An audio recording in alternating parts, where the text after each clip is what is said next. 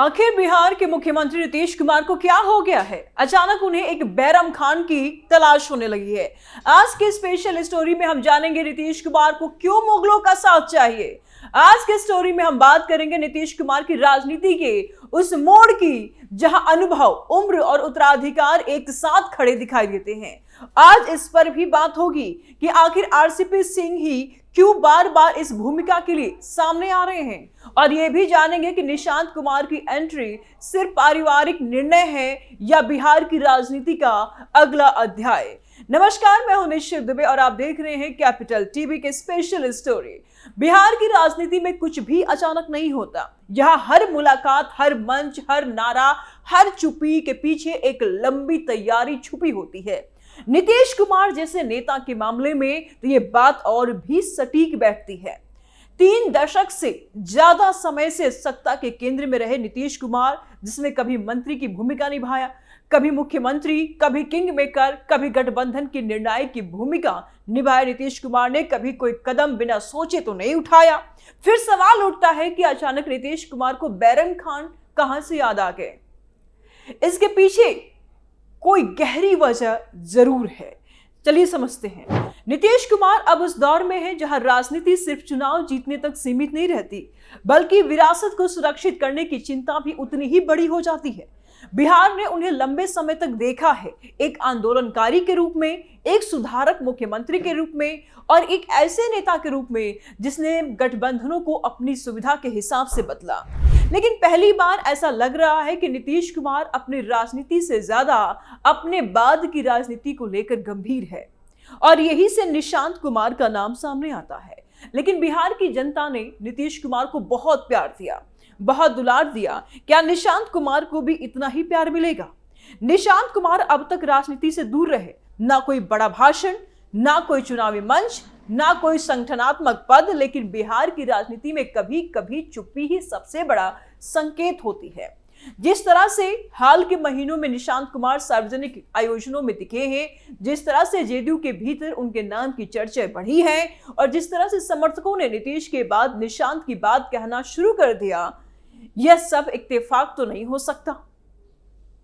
नीतीश कुमार जानते हैं कि बिहार की राजनीति भावनाओं से नहीं, समीकरणों से चलती है।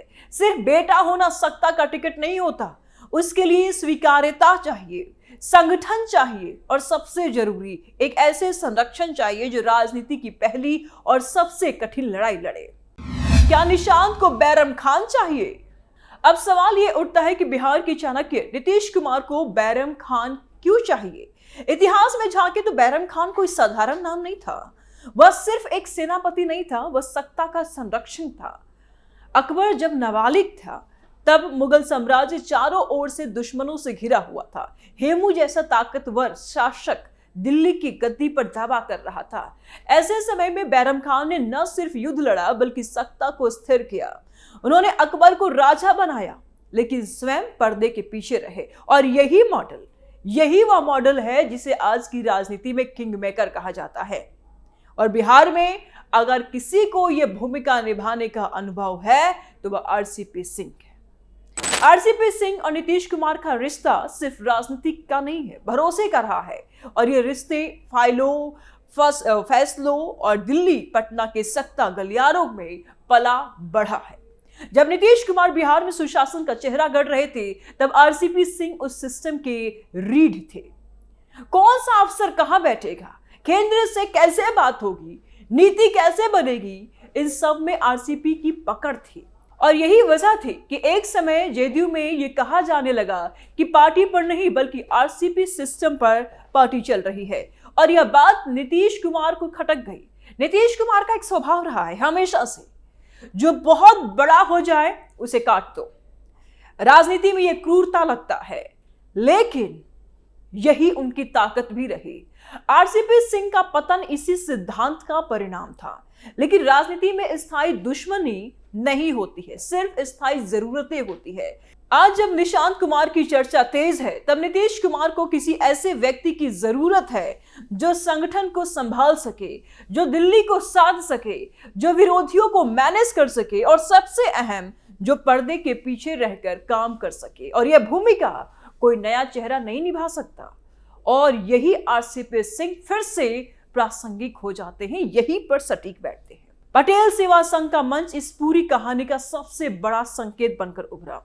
नीतीश कुमार का 1993 के बाद वहां जाना, आरसीपी सिंह की लगातार मौजूदगी और फिर नीतीश आरसीपी एक होके नारे, यह सब सिर्फ सामाजिक कार्यक्रम नहीं था, यह बिहार की राजनीति में एक टेस्ट रन था। आरसीपी सिंह का बयान हम दो नहीं हैं, हम एक ही हैं, सिर्फ भावनात्मक नहीं था, वह राजनीतिक पुनर्स्थापना का संकेत था। आरसीपी सिंह का बयान हम दो नहीं हैं, हम एक ही हैं, सिर्फ भावनात्मक नहीं था, वह राजनीतिक पुनर्स्थापना का संकेत था। यह कहना कि हम 25 साल साथ रहे हैं, दरअसल ये याद दिलाना था कि विश्वास टूटा हो सकता है लेकिन मिटा नहीं। क्या आरसीपी सिंह बैरम खान बनना चाहेंगे? अब सवाल उठता है कि क्या आरसीपी सिंह बैरम खान बनना चाहेंगे? इतिहास बताता है, इतिहास गवाह है कि बैरम खान का अंत सत्ता से टकराव में हुआ था। जब अकबर बड़े हुए तो बैरम खान को किनारे कर दिया गया। यह जोखिम हर संरक्षक जानता है। शायद यही वजह है कि आरसीपी सिंह भी इस भूमिका को बेहद सावधानी से देख रहे होंगे। लेकिन राजनीति में दूसरा मौका इतिहास बदल देता है। अगर आरसीपी सिंह इस बार सत्ता नहीं बल्कि विरासत का हिस्सा बनते हैं तो यह उनकी सबसे बड़ी राजनीतिक वापसी होगी। और अंत में सवाल निशांत कुमार पर आता है, क्या निशांत कुमार अकबर बन पाएंगे? क्या वे जनता, संगठन और विरोधियों की राजनीति समझ पाएंगे? क्या वे अपने पिता की छाया से बाहर निकल पाएंगे? इन सवालों के जवाब अभी भविष्य के गर्भ में हैं। लेकिन इतना तय है कि अगर बैरम खान मॉडल सच हुआ तो बिहार की राजनीति में बड़ा उलटफेर तय है। क्योंकि जब सत्ता पिता से पुत्र की ओर बढ़ती है तो इतिहास सिर्फ दोहराया नहीं जाता, वह नए तरीके से लिखा जाता है। आरसीपी निशांत के कंधे से चलाएंगे सरकार, फिर से वही सवाल दोहराएंगे। आखिर बिहार के मुख्यमंत्री नीतीश कुमार को क्या हो गया कि अचानक उन्हें एक बैरम खान की तलाश होने लगी? यह सवाल जितना सरल दिखता है, जवाब उतना ही जटिल है। क्योंकि यह सवाल सिर्फ आरसीपी सिंह की वापसी से नहीं है, यह सवाल सिर्फ आरसीपी सिंह की वापसी से नहीं जुड़ा है, यह सवाल नीतीश कुमार की पूरी राजनीतिक यात्रा, उनके डर, उनकी मजबूती और उनकी सबसे बड़ी ताकत रणनीति से जुड़ा है। नीतीश कुमार को अगर भारतीय राजनीति के सबसे धैर्यवान नेताओं में गिना जाता है तो उसकी वजह यह है कि उन्होंने समय के साथ खुद को बदला है, लेकिन अपनी सत्ता की पकड़ कभी भी ढीली नहीं छोड़ी। जेपी आंदोलन से निकले नेता, समाजवादी प्रयोगों से गुजरे मुख्यमंत्री और गठबंधन की राजनीति के सबसे बड़े खिलाड़ी हैं नीतीश कुमार। नीतीश कुमार ने राजनीति को भावना नहीं, गणित की तरह पढ़ा। लेकिन अब वही गणित एक नया सवाल पर आकर अटक गया कि अब नीतीश के बाद कौन? वंशवाद की राजनीति में उलझेंगे नीतीश। यहां से कहानी और गहरी होती है। नीतीश कुमार कभी भी वंशवाद की राजनीति के समर्थक नहीं रहे। लालू प्रसाद यादव की राजनीति के सबसे बड़े आलोचक वही रहे जिन्होंने बार बार कहा कि बिहार को परिवारवाद से मुक्त होना चाहिए। यही वजह है कि निशांत कुमार का नाम जब पहली बार राजनीतिक गलियारों में गूंजा तो सबसे ज्यादा असहजता खुद जेडीयू के भीतर देखी गई। लेकिन राजनीति में सिद्धांत तब तक ही चलते हैं जब तक परिस्थितियां अनुमति देती है। आज नीतीश कुमार जिस दौर में हैं, वहां सिर्फ चुनाव जीतना मकसद नहीं है, अब मकसद है राजनीतिक धरोहर को सुरक्षित रखना। और यही वह बिंदु है जहां आरसीपी सिंह फिर से तस्वीर में आते हैं। आरसीपी सिंह को सिर्फ एक नेता के तौर पर देखना, उनके कद को कम करके आंकना होगा। वे नीतीश कुमार की राजनीति के वो अध्याय है जिसे जानबूझकर भुलाया गया लेकिन मिटाया नहीं गया। आईएएस की ट्रेनिंग, केंद्र सरकार की कार्यशैली और दिल्ली की सत्ता से संवाद। आरसीपी सिंह जानते हैं कि सत्ता सिर्फ विधानसभा में नहीं चलती है, वो फाइलों में, नोट शीटों में और बंद कमरों में चलती है। यही वजह थी कि नीतीश कुमार ने उन्हें सिर्फ पार्टी का चेहरा नहीं बल्कि सिस्टम का ऑपरेटर बनाया। एक समय ऐसा भी आया जब जेडीयू के कई बड़े नेता ये मानने लगे थे कि पार्टी अध्यक्ष नहीं बल्कि आरसीपी सिंह असली शक्ति केंद्र है। और यही वो मोड़ था जहां नीतीश कुमार को लगा कि यह शक्ति संतुलन बिगड़ रहा है। नीतीश कुमार का स्वभाव यहां साफ दिखाई देता है, वे किसी को भी अपने बराबर खड़ा नहीं होने देते। जो भी बहुत ऊंचा उड़ता है उसका पर कतर देते, उसे जमीन दिखा दी जाती है। आरसीपी सिंह इसके बड़े उदाहरण बने। लेकिन राजनीति में सबसे खतरनाक स्थिति तब आती है जब वही व्यक्ति जिसे आपने हटाया, वही व्यक्ति फिर से आपकी जरूरत बन जाए। आज निशांत कुमार की राजनीति को लेकर जो चर्चाएं हैं उसमें सबसे बड़ा सवाल यही है कि क्या निशांत कुमार बिहार की राजनीति की कठोरता को अकेले झेल पाएंगे? क्योंकि बिहार की राजनीति सिर्फ मंच और भाषण नहीं है, ये जाति, समीकरण, संगठन, विरोध और सत्ता का जाल है। और इस जाल में नए खिलाड़ी अक्सर उलझ जाते हैं। नीतीश कुमार ये जानते हैं कि इसलिए उन्हें किसी ऐसे व्यक्ति की जरूरत है जो खुद आग में झुलसा हुआ हो, पका हुआ हो, जल चुका हो, और यही आरसीपी सिंह की सबसे बड़ी योग्यता है। क्या निशांत नीतीश बन पाएंगे? निशांत कुमार अगर राजनीति में आते हैं तो वे सिर्फ नीतीश कुमार के बेटे नहीं होंगे, वे उस विरासत के वाहक होंगे जिसे बिहार ने 2 दशक तक देखा है। लेकिन सवाल यह है कि क्या निशांत कुमार अपनी पहचान बना पाएंगे खुद का, या वो सिर्फ एक राजनीतिक उत्तराधिकारी बनकर रह जाएंगे नीतीश कुमार के बेटे, जैसे आज लालू प्रसाद के बेटे तेजस्वी प्रसाद यादव हैं? इस सवाल का जवाब भविष्य देगा। लेकिन अगर बैरम खान मॉडल लागू हुआ तो यह तय है कि बिहार की राजनीति में सत्ता का संक्रमण चुपचाप नहीं होगा।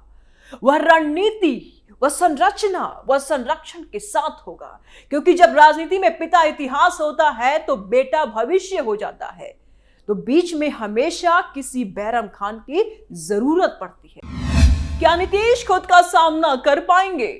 अब हम बात करेंगे उस टकराव की जहां नीतीश कुमार की पूरी राजनीति खुद नीतीश कुमार से आमने सामने खड़ी दिखती है।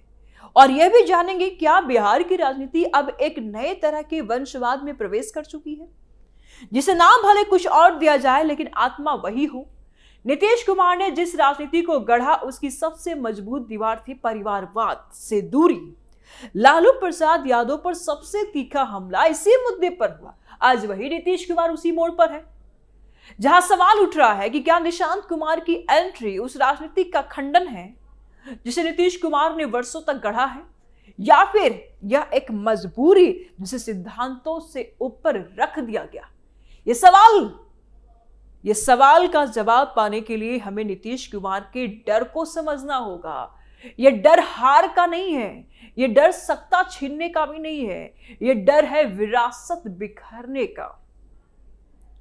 नीतीश कुमार जानते हैं कि जेडीयू आज वैसी पार्टी नहीं रही जैसी 2010 के दौर में थी। संगठन कमजोर है, कैडर थका हुआ है, नेतृत्व पर निर्भरता सिर्फ एक चेहरे पर है, और यह चेहरा अब अनंत काल तक राजनीति नहीं कर सकता। यह मानना होगा, ये नीतीश कुमार जानते हैं। यही वह सच्चाई है जिसे नीतीश कुमार भाग नहीं सकते हैं। क्या जेडीयू में झोल है? अब जरा जेडीयू के भीतर झांकिए। पार्टी में कोई दूसरा ऐसा चेहरा नहीं है जिस पर सर्वसम्मति बन सके। कोई दूसरा नेता ऐसा नहीं है जिसे नीतीश कुमार के बाद स्वाभाविक उत्तराधिकारी माना जाए। ललन सेन, उपेंद्र कुशवाहा 2010 जैसे तो नहीं रह गए। उपेंद्र कुशवाहा ने अलग पार्टी बना ली। अरुण कुमार, सबके साथ या तो टकराव रहा या फिर दूरी। इस खालीपन में निशांत कुमार का नाम अपने आप उभरता है। लेकिन नाम उभरना और नाम को स्वीकार कराया जाना, ये दोनों अलग अलग लड़ाइयां हैं।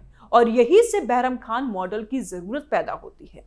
क्योंकि अगर निशांत कुमार सफल हुए तो नीतीश कुमार इतिहास में एक ऐसे नेता के रूप में दर्ज होंगे जिसने सत्ता छोड़ी लेकिन व्यवस्था नहीं टूटने दी। और अगर असफल हुए तो यही फैसला नीतीश कुमार की सबसे बड़ी राजनीतिक भूल कहलाएगा। क्योंकि राजनीति में विरासत बनाना सत्ता जीतने से कई ज्यादा कठिन होता है। बिहार की राजनीति अब चुनाव नहीं लड़ रही है, वह इतिहास लिखने की कोशिश कर रही है। यह देखना बाकी है कि यह इतिहास अकबर की तरह स्वर्णिम होगा या फिर सत्ता के संघर्षों में खो जाएगा। क्योंकि जब राजनीति में बैरम खान की तलाश शुरू होती है तो समझ लीजिए सिंहासन बदलने वाला है। कैपिटल टीवी के स्पेशल स्टोरी में फिलहाल इतना ही। आगे की अपडेट के लिए देखते रहिए कैपिटल टीवी। नमस्कार।